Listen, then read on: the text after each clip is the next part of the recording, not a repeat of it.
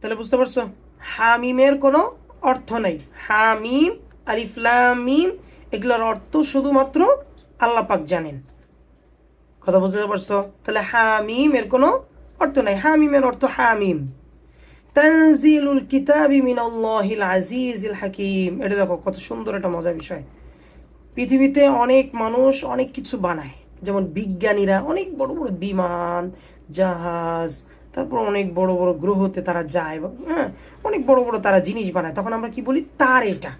আর তানজিলুল, আল্লাহ পাক বলতেছেন কি? তানজিলুল কিতাব, এই কিতাব মিনাল্লাহিল, আল্লাহ পাক আজিজুল হাকিম। তানজিলুল কিতাবি মিনাল্লাহিল আজিজিল হাকিম, এই কিতাব প্রজ্ঞাময় আল্লাহ পাকের পক্ষ থেকে অবতীর্ণ হয়েছে।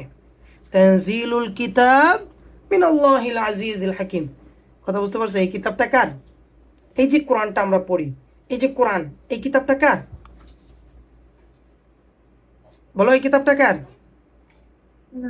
আল্লাহ পাকের। রব্বুল আলামিন নিজে এটা পাঠিয়েছেন, আল্লাহর পক্ষ থেকে এটা আমাদের জন্য হাদিয়া, আল্লাহর পক্ষ থেকে অবতীর্ণ হয়েছে।